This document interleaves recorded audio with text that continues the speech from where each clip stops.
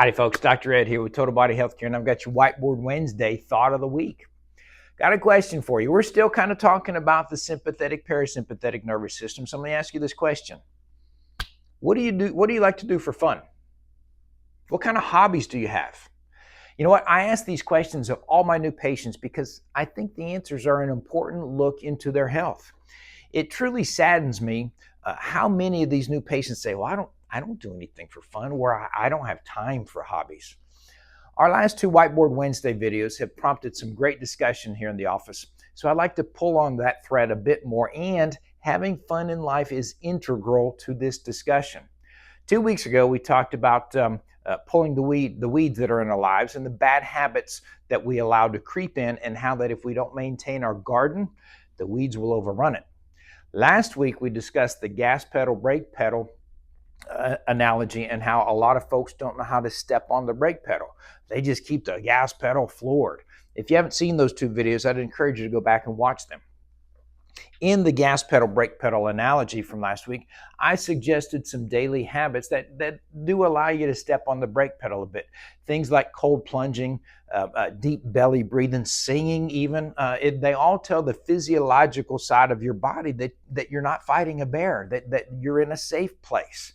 Chiropractic adjustments, while not done daily, also downregulate the sympathetic nervous system and allow your body to get into the rest and relax mode of the parasympathetic nervous system. If I didn't mention it last week, the best way for you to know whether your body is in sympathetic dominance is through HRV measurements. Heart rate variability is an easy and accurate way of determining the state of your nervous system. Are you in fight or flight mode, or are you in rest and relax mode? Ideally, we want a nervous system that can adapt and change between the two systems as needs dictate based on your current circumstances. Back to our topic for today, having fun in life. When I look at a new patient's health profile and begin discussing it with them during the consultation, I usually can easily predict who's going to tell me that they don't have any hobbies or that they don't do anything for fun. How? Because they're the folks that have the most health problems. Yes, of course, most folks come into my office because of back pain or maybe muscle strain, and I want to help them with those concerns, but I am more interested in helping them improve their overall health picture. So our conversation digs in a little bit deeper, and more often than not, the folks who say they don't have any enjoyable activities in their life, invariably they have a longer list of health problems. The excuse that I'm often given as to why they don't do anything for fun is either time or money. And I use the word excuse purposefully here, even though that might sound a little harsh. We make time for what we value. How do you determine what you value? Have you actually spent time thinking, determining what you actually value most in life? If somebody gives me the excuses that surround time and money, I'd have to say that those are the things that they value.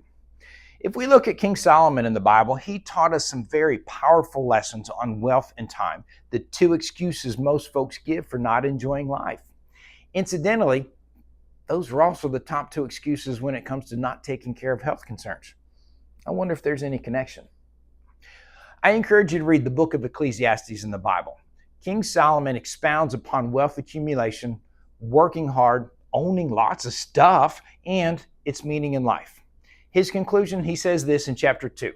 A person can do nothing better than to eat and drink and find satisfaction in their toil. This too I see is from the hand of God. For without him, who can eat or find enjoyment?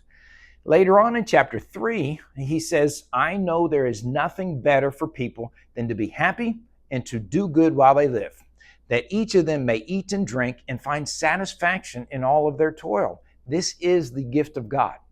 Folks, God designed this life for us to enjoy. When he created the world, he said it was good. And then he created us to enjoy his creation. Now you may be thinking, how can I enjoy his creation if all I ever do is work? Believe it or not, this is where it gets a little challenging. He created us to work. We're supposed to enjoy it. We're supposed to enjoy our work. And there are a bunch of scriptures that validate this point as well. Maybe I'll go over those on another Whiteboard Wednesday. So if we learn to enjoy our work, It will naturally become less stressful and therefore won't cause us to be in fight or flight mode constantly. If we're not in fight or flight mode constantly, there will be better balance between our sympathetic and parasympathetic nervous systems. Our internal physiology will be better balanced since it won't have to work so hard to maintain homeostasis.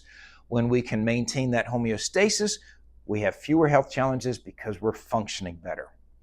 I know it sounds trite and maybe a little bit too simple for you to get your head wrapped around it, but folks, learn to enjoy your life. Know that God has created you to work and that He has a plan for you in that work. I'm Dr. Ed with Total Body Healthcare, and there's your Whiteboard Wednesday thought of the week.